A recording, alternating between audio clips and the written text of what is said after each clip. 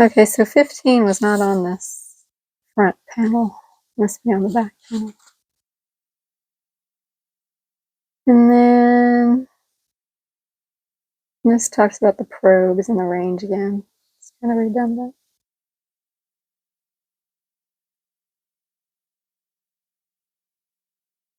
Probes available refer to table 1-1 for specifications.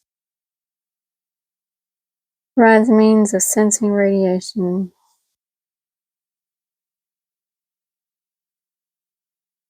Available broadband radiation detector probe.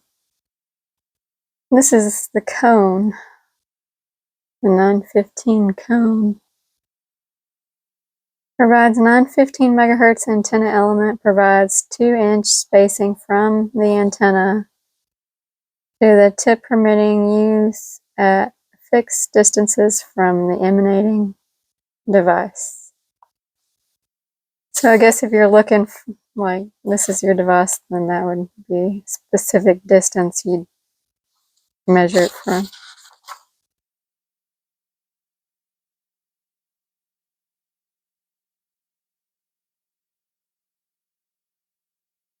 And then the spacer, and then the other simulator.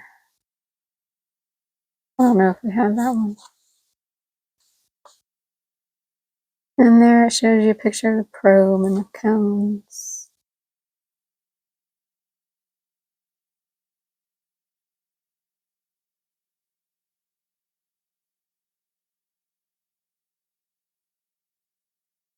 Under some conditions, it will indicate heat. Spacer should be used to avoid possible false indications on the meter.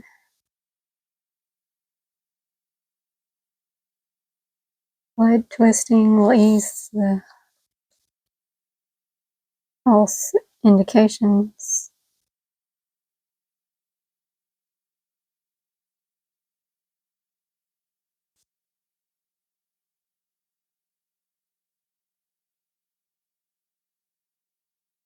Connect the probe to the meter by plugging in the probe cable to the probe connector. Set the response switch to fast position.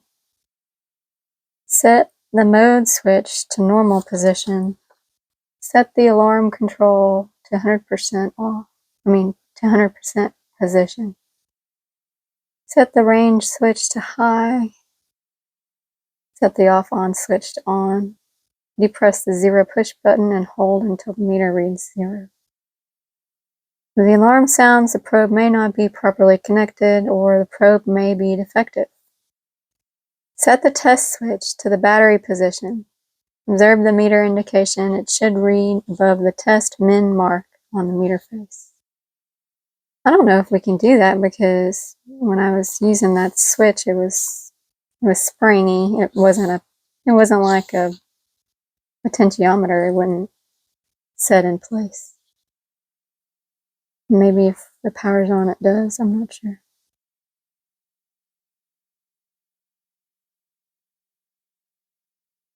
Repeat steps G through I with each probe available.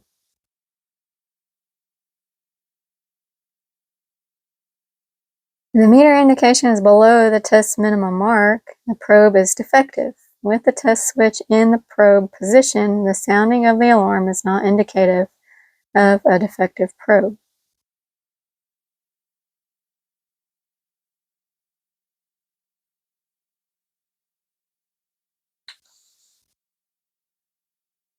Pull up and set the frequency switch to the desired frequency position. The frequency position is determined by the frequency of the radiation field to be surveyed.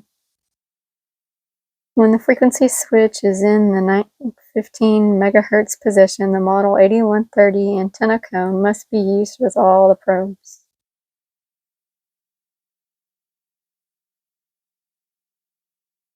The probe selected must provide greater than 10% deflection on the meter to enable accurate determination of the actual amount of radiation being measured.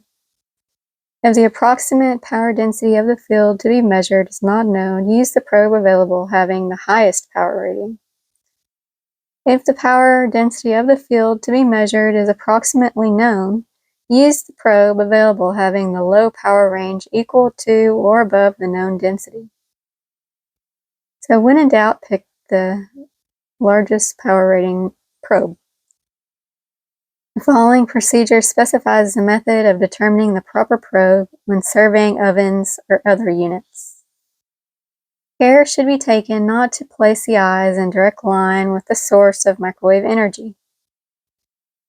Connect the appropriate probe determined in paragraphs 215 through 217 to the meter. Set the frequency switch to the desired frequency position. The frequency position is determined by the operating frequency of the unit to be surveyed. When the frequency switch is in the 915 MHz position, the model 8130 antenna cone must be used with the probe. Okay. Set the range switch to the low position. Set the response switch to the fast position. Set the mode switch to the normal position. Set the off-on switch to the on position. Depress the 0 button for a 0 reading on the meter scale. When zeroing the meter, the probe should be placed in a zero density area or pointed away from the device under test to minimize stray power density pickup. Set the alarm control to the position at which it is desired to have the alarm sound. If the power density measured causes the alarm to sound, proceed with steps J through P. Back out of the unknown field and set the range switch to the high power right position. Set the alarm control to the desired position and then slowly approach the unit under test from a known safe distance. Hold the probe by its handle and point it toward the unit under test. Move the probe in a circular motion around the suspected area of radiation leakage. Always start to measure an unknown field from as far as possible to assure safety of operating personnel from radiation. If the power density measured causes the alarm to sound, back out of the field, disconnect the probe being used, and connect the next higher power rated probe. Repeat steps D through M until the proper probe is determined for power density field to be measured. Perform the pre-operating and the probe selection procedures before making any radiation measurements. Do not walk into any suspected radiation field until the area of safe power density level is known. Connect the appropriate probe, determined in paragraphs 215 through 217, to the monitor. Pull up and set the frequency switch to the desired frequency. Okay.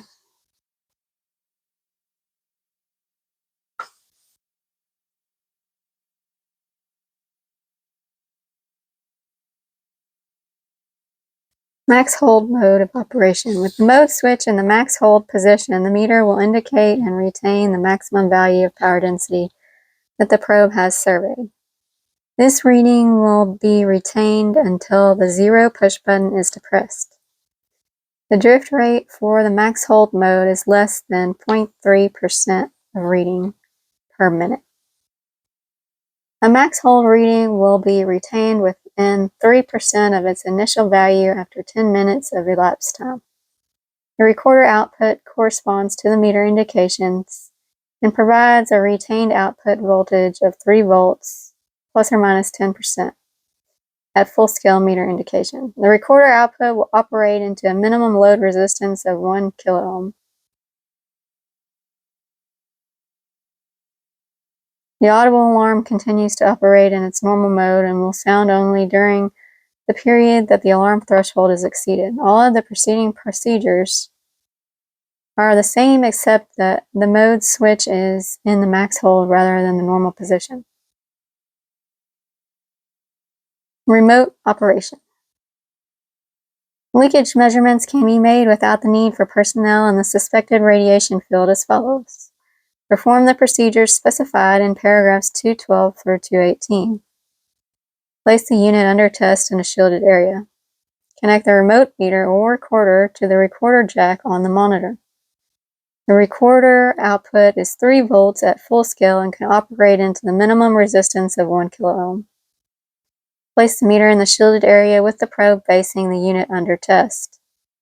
Locate the remote meter or recorder outside the leakage envelope. Calibrate the recorder as specified in the manufacturer's technical instructions. Turn the unit under test on and observe the indication on the meter or the operation of the recorder. Tells you how to change the AC operations. Okay, theory of operation.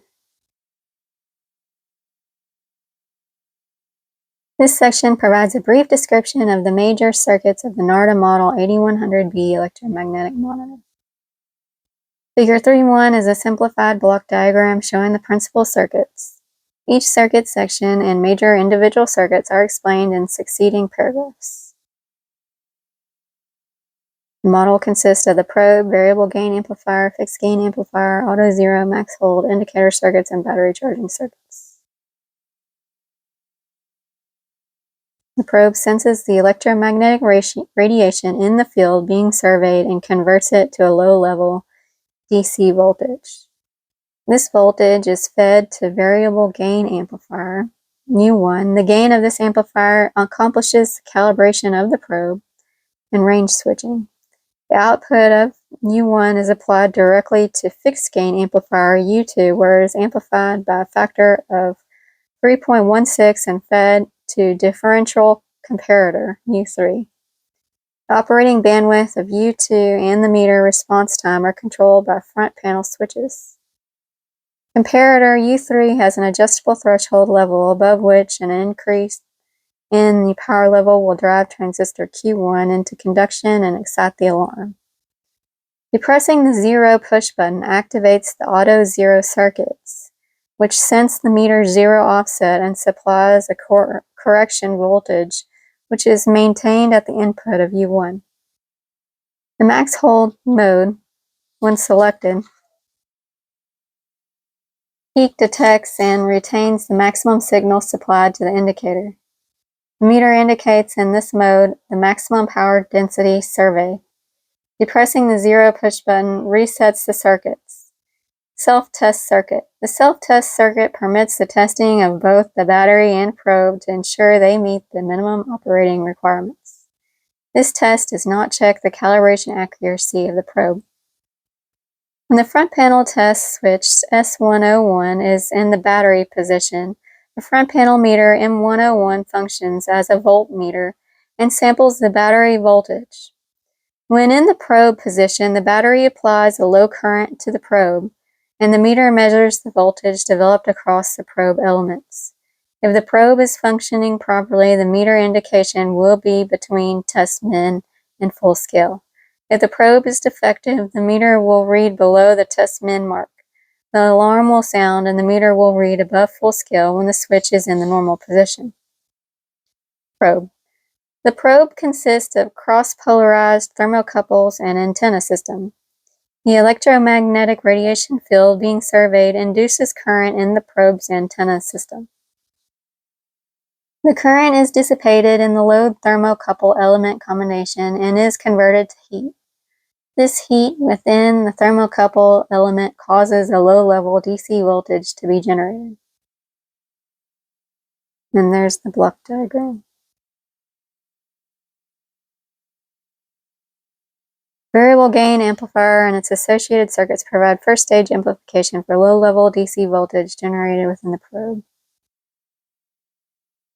Okay.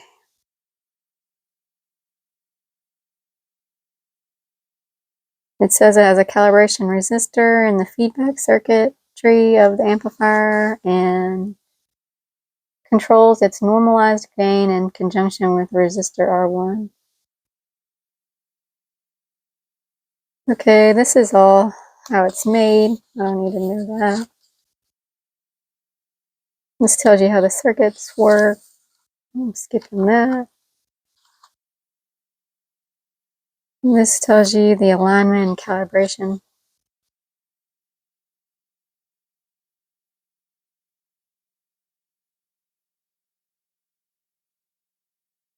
It tells you how you can use other equipment to test it. It's actually got a pretty long list. Valentine Model 320. I wonder what that one looks like. Because this is like really old. I don't think it even had a date on it when we first started reading it. Oh yeah, 1975. Okay. We're from the 70s. Okay. DC differential voltmeter, Fluke model 885AB. These are always fun to look up, the older models, the older equipment models. Oh, and it continues. Oh, we need a stopwatch. Alright. Oh, we need an anechoic chamber. I need one of those. I'll take one of those. Performance check. The following performance checks may be used as a routine maintenance procedure to verify the performance of Model 8100B monitor. It feels like there's like little pieces of eraser on this. Like, oh, that's because there's a piece of foam crumbling that's stuck to the page. That's real fun. A little surprise for you. Okay. I'm scared to pick it off. I don't know if I should. I think I'll do that in a minute off camera. Okay, so following performance checks may be used as a routine maintenance procedure to verify the performance of the Model 8100B monitor. Battery test. Set on-off switch to the on position. Set the test switch to battery position. Observe that the meter reads above the test min mark. Probe test. Set the test switch to the probe position. Observe that the meter reads above the test min mark. Set the range switch to low sensitivity position. Disconnect the probe. Note that the audible alarm sounds and the meter deflects above full scale. Set on-off switch to the off position and reconnect probe. Set on-off switch to the on position. Charge current test. On-off switch should be in off position throughout the test.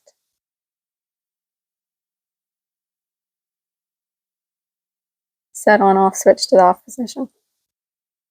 Remove cover of unit by removing 4 screws at the rear of the unit. And connect an ammeter in the series with the positive battery terminal. I don't think I'd be doing that one. Range calibration test. Connect the 8110B unit in the test setup illustration in figure 4.1. Pull up and set the frequency switch to 2450 position. There's the range calibration setup.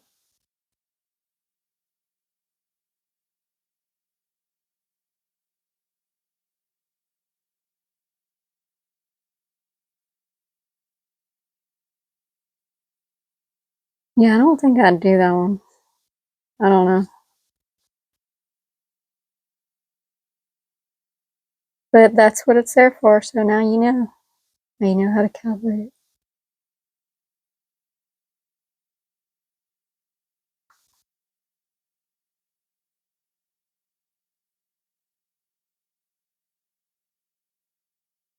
Meter response. Set the meter response switch to the slow position. Connect the model 8110B meter as shown in figure 4.1 with negative 100K resistor disconnected from the power supply. Supply voltage at 6.47 volts. Set the range switch to low sensitivity and depress the 0 push button. Observe a 0 milliwatt per centimeter squared indication. Connect a 100K resistor to the 6.47 volt supply and time the period from the instant the connection is made to a meter indication of 18 milliwatts per centimeter squared. Period should be a maximum of 3 seconds. Electromagnetic compatibility test. Connect an 8121 probe to the unit. Set the on-off switch to the on position. Set the range switch to the low sensitivity position. Depress the 0 push button to the 0 meter. Using the fast setup of figure 4.2, generate a power density of 20 milliwatts per centimeter squared at a plane of reference. The plane of reference should be chosen so that the required power density of 20 milliwatts per centimeter squared can be readily obtained. Hold probe out of the RF field and position all 6 surfaces of the model 8110B monitor in the reference plane in turn. Okay. There's the electromagnetic test and setup.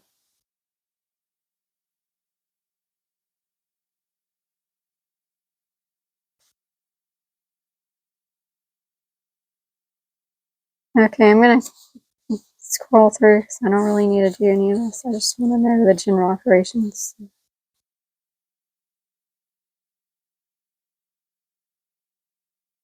There's calibrations for the probes. And that's with the cover off. That's what the meter looks like with the cover off.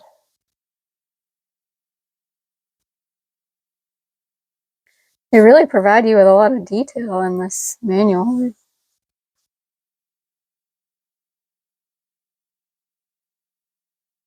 How to calibrate the probes. From polarization test. That's interesting. Place the model 8110B in probe to be tested in the test setup at 2450 MHz. Place probe antenna plane at a distance of 2 meters from transmitting antenna. Probe cable is to run perpendicular to the phase front of the wave or as far as possible and always parallel to the H-field component. The probe should be oriented to the mean position of any polarization ellipse. Set the frequency switch to the 2450 MHz position. Depress the 0 button. Set range switch to 2 milliwatts per centimeter squared, full scale for 8120. Adjust the field density at this point to 1 milliwatt per centimeter squared. Power transmitted to obtain this power density is determined from power transmitted equals power density times radiation squared times 4 pi over, I'm assuming that's gain. So it says where G is near zone corrected antenna gain expressed at a linear ratio. Example at 2450 MHz using the Narda standard gain horn 645 gain 50.82. So it gives you what the gain is. Power to be transmitted for 1 milliwatt per centimeter squared is 9.85 watts. Multipath interference is to be averaged out by the inspection of recorder trace as sled and probe are moved. Adjust the calibration potentiometer for an indication of 0.2 milliwatts per centimeter squared. Re-zero the meter with power removed and repeat the calibration.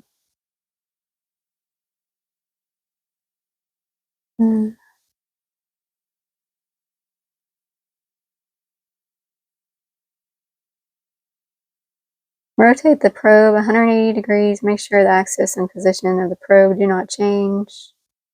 There must be no change in perturbation to the field caused by the hands or movement of the cable. Observe that there is less than a 10% deviation from true field density.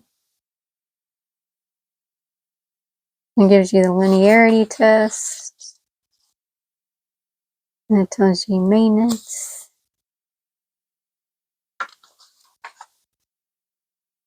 Battery replacement. If the batteries fail to accept or hold a charge, they must be replaced. The following procedure must be performed. Remove the 4 mounted screws at rear of the case and remove the unit from case. Remove the 4 mounted screws holding the battery and bracket assembly. Identify the 3 lug connectors and remove from the battery terminal. Remove battery and replace with new battery by reversing this procedure. Doesn't say what kind of battery it is.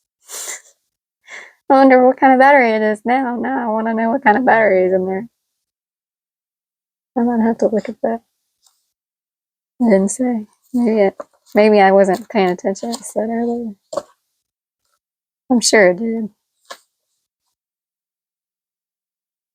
Okay, fuse replacement. This is all maintenance. We don't need maintenance. Well, maybe you need maintenance, but I don't need maintenance. I mean, it probably needs maintenance, but I don't want to read about it.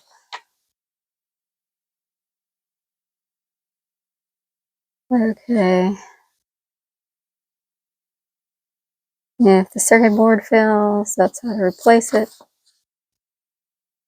Meter replacement. Ordering information. The Narda Microwave Corporation, Plainview, New York. Sales department. I guess that's the end.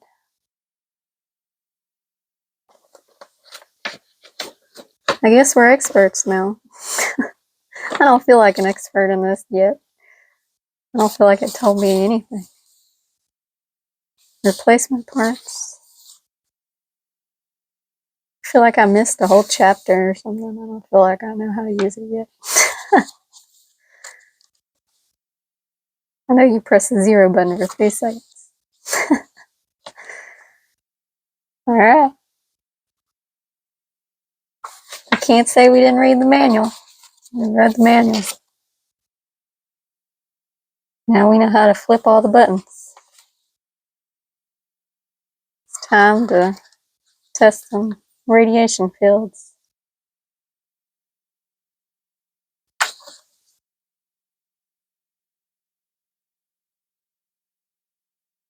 These are all parts. That's a lot of parts. And that's it. That's the end of the manual.